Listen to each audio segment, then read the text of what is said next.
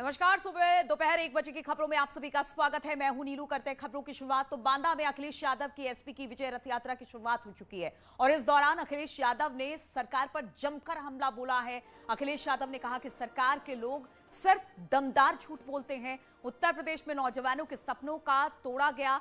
अखिलेश यादव ने पूछा कि सरकार बताए कि 4.5 साल में आखिर किया क्या है। तो बांदा में अखिलेश यादव है, वहां पर रथ यात्रा की शुरुआत कर रहे हैं और इस दौरान उन्होंने सरकार पर जमकर हमला बोला। बुंदेलखंड में पूरी भाजपा है, विधायक सब उनके हैं, लोकसभा भी उनके सभी सांसद हैं, किसी को कुछ नहीं मिला। बताओ हमारे बुंदेलखंड के और बांदा के लोगों, इनके वादे जुमले निकले कि नहीं निकले? इनकी बातें झूठी हैं कि नहीं हैं? और कहां हमारे किसानों को कहा था कि किसानों की आय दोगुनी हो जाएगी, किसान की पैदावार जो होगी हम अपने किसानों की आय दोगुनी कर देंगे। बताओ बुंदेलखंड के हमारे किसान भाइयों, ये किसान के बेटे नौजवानों, बताओ आय कहां दोगुनी हो गई? किसी फसल की आपको कीमत मिली हो तो बताओ। जो वादे किए थे आय दोगुनी के, वो तो पूरे नहीं हुए। लेकिन महंगाई कितनी बढ़ गई है, डीजल पेट्रोल की कीमत बढ़ती चली जा रही है, आसमान छू रही है। ये वही लोग हैं जिन्होंने कहा था कि हवाई चप्पल में चलने वाले लोगों को हम हवाई जहाज में बैठा देंगे। और पेट्रोल डीजल इतना महंगा हो गया है कि आज गरीब की गाड़ी नहीं चल सकती।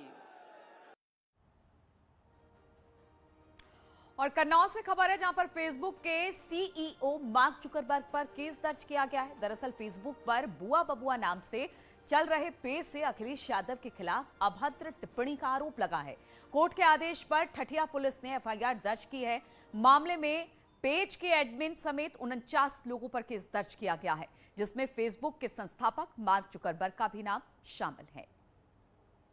मुकदमा हमने जो एडमिन, उसमें 49 व्यक्ति जो हैं जिन्होंने सोशल मीडिया पे लाइक, कमेंट और शेयर किया, उनके खिलाफ, और फेसबुक का मालिक मार्क जुकरबर्ग तथा एडमिन का जो बुआ बबुआ का एडमिन है, इनके खिलाफ हमने एक 56(3) से मुकदमा माननीय न्यायालय सीजेएम कोर्ट में दायर किया था। पहले तो हम थाने गए थे, थाने में कोई हमारी कार्रवाई नहीं हुई। फिर एसपी महोदय को प्रार्थना पत्र दिया, वहाँ भी कोई कार्रवाई नहीं हुई। इसके बाद हम माननीय न्यायालय शरण में आए। न्यायालय ने एक पहला जो आदेश था वो आईटी सेल को दिया। आईटी सेल के द्वारा जो रिपोर्ट आई उसके संबंधित जो एफआईआर का आदेश इन 3 लोगों के खिलाफ हुआ। और पूर्वांचल एक्सप्रेसवे पर बनेगी दुनिया की सबसे लंबी पेंटिंग। काकोरी कांड के शहीदों को यह समर्पित होगा। 20 दिसंबर को काकोरी शहीद दिवस के मौके पर लखनऊ में मां भारती के इन वीर सपूतों को अनोखे तरीके से याद करने जा रहा है। शहीद दिवस पर पूर्वांचल एक्सप्रेसवे पर दुनिया की सबसे लंबी पेंटिंग बनाकर देश के लिए जान कुर्बान करने वाले महावीरों को प्रशासन श्रद्धांजलि देगा। पूर्वांचल एक्सप्रेसवे पर 12 किलोमीटर लंबी एक पेंटिंग बनाई जाएगी। करीब 2500 कलाकारों द्वारा इस पेंटिंग को तैयार किया जाएगा। पूर्वांचल के लिए लाइफलाइन माने जाने वाला पूर्वांचल एक्सप्रेसवे, जिसका उद्घाटन पिछले दिनों प्रधानमंत्री मोदी ने किया था, अब उस पर एक नया रिकॉर्ड बनाया जाएगा। मिल रही जानकारी के मुताबिक उस एक्सप्रेसवे पर करीब 12 किलोमीटर के दायरे में दुनिया की सबसे लंबी पेंटिंग बनाई जाएगी। करीब 2500 कलाकारों की मदद से बनने वाली इस पेंटिंग में काकोरी की उस घटना को उकेरा जाएगा, जिसके जरिए प्रयास ये होगा इतिहास के उस दृश्यों को फिर से दिखाना जो उस दौरान देखे गए थे या जिसके बारे में लोग चर्चा करते हैं। माना यह भी जा रहा है कि ये अपने आप में सच्ची श्रद्धांजलि होगी उन अमर सपूतों को जिन्होंने अपने देश की आन बान शान के लिए अपने प्राण न्यौछावर कर दिए। न्यूज़ 18 लखनऊ। और इस वक्त ADJ law and order Prashant Kumar एक प्रेस कॉन्फ्रेंस कर रहे हैं। आइए सीधे चलते हैं इस प्रेस कॉन्फ्रेंस में। नियुक्त रहे तथा 2020 में जिला विद्यालय निरीक्षक पद पर प्रोन्नत हुए थे। ये जनपद गौतम बुद्ध नगर में डायट प्रधानाचार्य के पद पर भी नियुक्त रहे हैं। संजय कुमार उपाध्याय को न्यायिक हिरासत में भेजने की अग्रिम कार्रवाई की जा रही है। अब तक इस प्रकरण में कुल 34 लोग गिरफ्तार किए जा चुके हैं तथा उत्तर प्रदेश एसटीएफ तथा जनपदों की पुलिस लगातार इस गैंग के अन्य सदस्यों को गिरफ्तार करने के लिए लगातार प्रयासरत है।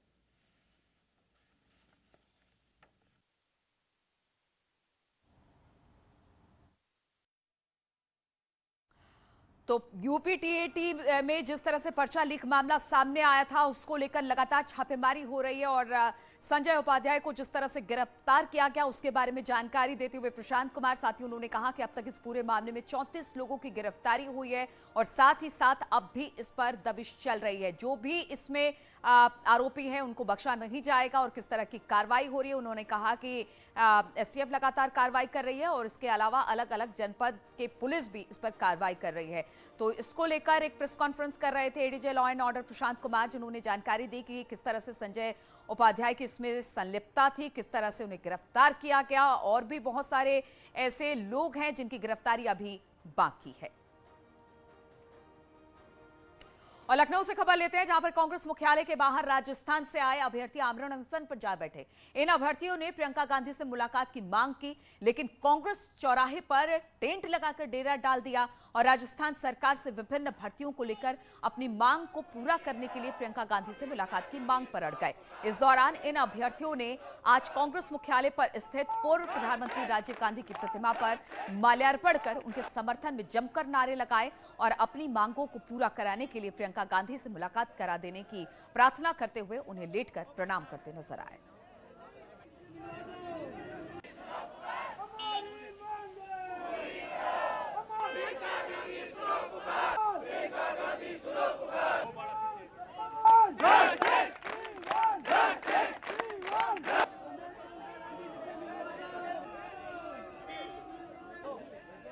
देखो, पिछले 5 दिन से हम आमरण अनशन पे बैठे हैं और हमारी कोई नहीं सुन रहा। हम प्रियंका गांधी जी से मिलने के लिए आए थे तो राजीव गांधी जी से हमने माला फूल चढ़ाकर हाथ जोड़ के प्रार्थना की है कि हमें प्रियंका गांधी से मुलाकात करा दो, क्योंकि राजस्थान में हमारी नहीं सुन रहे, तानाशाही वहाँ अपनाई जा रही है। हम परेशान दुखी है। 49 दिन से हमारा आंदोलन वहाँ भी जारी है, कोई नहीं सुन रहा। और 5 दिन से हमारा 4 बहनें और मेरा खुद का 5 लोगों का अनशन जारी है।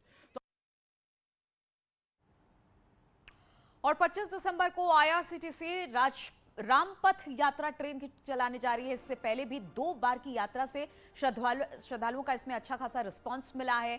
करीब 640 सीटर ट्रेन गुजरात के साबरमती स्टेशन से शुरू होकर रतलाम उज्जैन होते हुए अगले दिन अयोध्या पहुंचेगी। 27 दिसंबर से श्रद्धालुओं को सड़क मार्ग से नंदीग्राम, वाराणसी, प्रयागराज और चित्रकूट ले जाया जाएगा। यात्रा 7 रात और 8 दिनों की होगी। इसमें 320 सीट थर्ड एसी और 320 सीट जो होगी वो स्लीपर कोच की होगी। इस दौरान खाना, ठहरना आदि सभी व्यवस्था आईआरसीटीसी ही करेगा, जिसके लिए 12,600 रुपए थर्ड एसी का किराया होगा और 7,560 रुपए स्लीपर का किराया होगा। इसको आप ऑनलाइन बुकिंग करवाई जा सकती है। यात्रा करने के लिए वैक्सीन की दोनों डोज जरूरी होगी। हालांकि ट्रेन में मेडिकल और आइसोलेशन वार्ड की व्यवस्था रखी गई है। मध्य प्रदेश से इस साल की तीसरी रामपथ यात्रा ट्रेन है। पहली बार ट्रेन फरवरी 2021 में इंदौर से चली थी, दूसरी बार पुणे से कुछ दिन पहले रवाना हुई थी और अब ये तीसरी यात्रा 25 दिसंबर को होगी।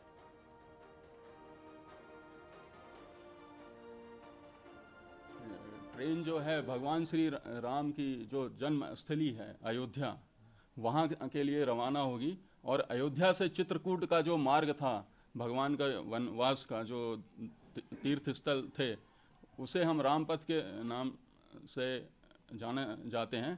तो रामपथ यात्रा इस ट्रेन का नाम है और मध्य प्रदेश के यात्री इसका लाभ ले सकते हैं। इसके बोर्डिंग पॉइंट और डी बोर्डिंग पॉइंट जो हैं वो रतलाम है, नागदा है, उज्जैन है, मक्सी है, सीहोर है। मालवा क्षेत्र के जो अपने यात्री हैं यहाँ से बोर्ड कर सकते हैं। और इस ट्रेन में 5 डब्बे थर्ड एसी के होंगे और 5 डब्बे स्लीपर क्लास के होंगे। और अलीगढ़ मुस्लिम यूनिवर्सिटी एक बार फिर से विवादों में है। एएमयू के एक स्कॉलर ने यूनिवर्सिटी प्रशासन पर डिग्री वापस मांगने का आरोप लगाया। छात्र का आरोप है कि प्रधानमंत्री मोदी की तारीफ के चलते उससे डिग्री वापस मांगी जा रही है, जिसको लेकर स्कॉलर डॉक्टर दानिश ने कोर्ट का दरवाजा खटखटाया, जिस पर 7 दिसंबर को सुनवाई होगी। दानिश का कहना है कि 2016 में उन्होंने भाषा विज्ञान में शोधार्थी के रूप में दाखिला लिया था। इसको लेकर उन्होंने पीएम मोदी को पत्र लिखकर उस मामले में दखल देने की मांग की है। जब देश के प्रधानमंत्री श्री नरेंद्र मोदी जी ने 22 दिसंबर 2020 को एएमयू को संबोधित किया था, तो उस विषय में मैंने उनकी तारीफ करते हुए कि जिस तरह से वो देश को चला रहे हैं मजबूती से, मैंने मीडिया को इंटरव्यू दिया था। उस इंटरव्यू को मेरे चेयरमैन ने देखा था और मेरे वाइवा से ठीक 2 या 3 दिन पहले, मुझे आज भी याद है, उन्होंने मुझसे कहा कि तुमने जो इंटरव्यू दिया है और देश के पीएम की तारीफ की है और भाजपा की तारीफ हुई है एक तरीके से, तो तुम मुझे राइट विंग के आदमी लगते हो। और अमेठी की जहां तेज रफ्तार अनियंत्रित ट्रक ने बाइक सवार को टक्कर मार दी है। टक्कर इतनी जोरदार थी कि बाइक सवार बुजुर्ग की मौके पर मौत हो गई। घटना के बाद चालक ट्रक लेकर मौके से फरार हो गया। पूरा मामला जायस कोतवाली क्षेत्र के कासिमपुर स्थित पेट्रोल पंप का बताया जा रहा है।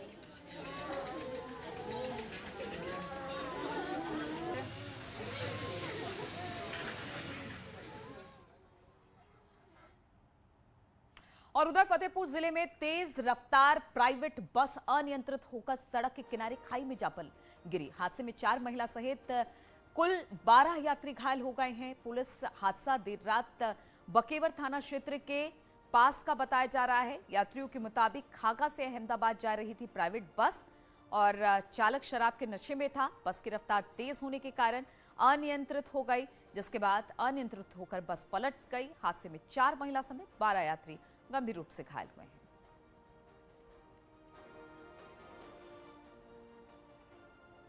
और कासगंज पुलिस और गौ तस्करों के बीच मुठभेड़ हुई है। मुठभेड़ में 2 गौ तस्कर घायल हुए हैं, 3 गिरफ्तार किए गए हैं।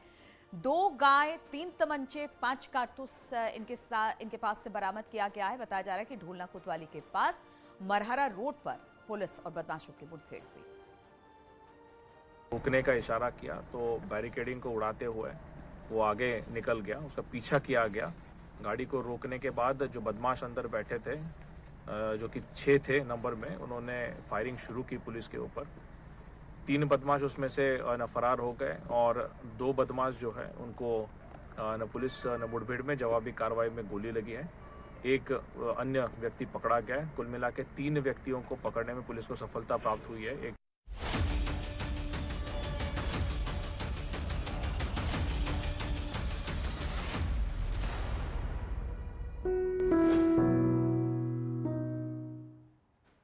और उत्तर प्रदेश के कुशीनगर में मुख्यमंत्री योगी आदित्यनाथ ने लोगों से कोरोना टीका लगवाने की अपील की। उन्होंने बताया कि पूरी दुनिया में भारत ही एकमात्र ऐसा देश है जहां कोरोना का परीक्षण, इलाज और टीका बिल्कुल मुफ्त है।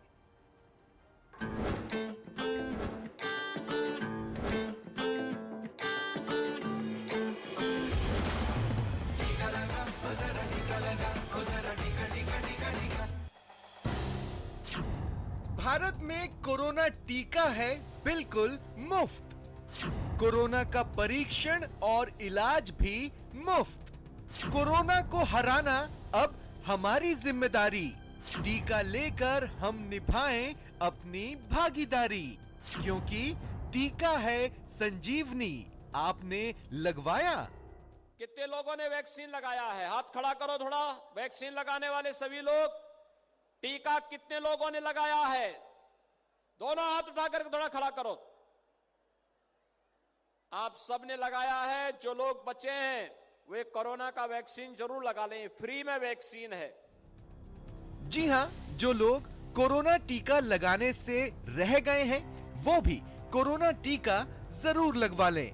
ये निःशुल्क है और कोरोना महामारी से बचाने में सबसे कारगर भी है।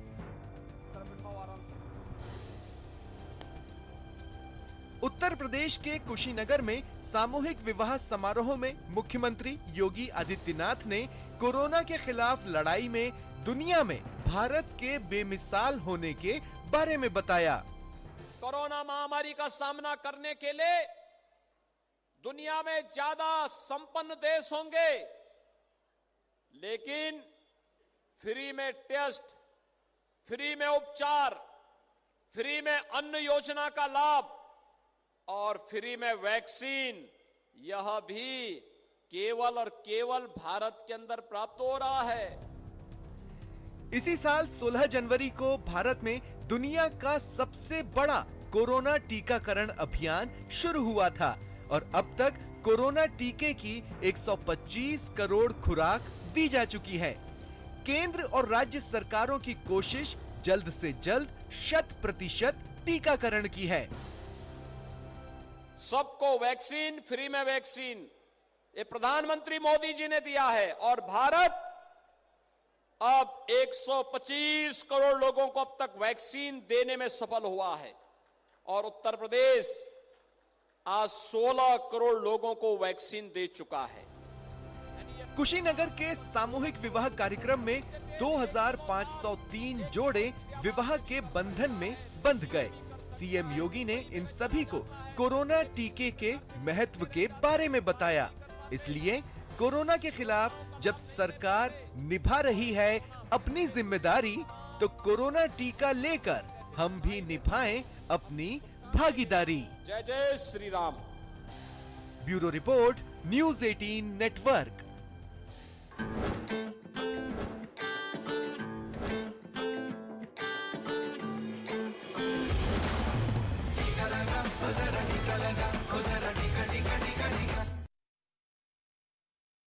आज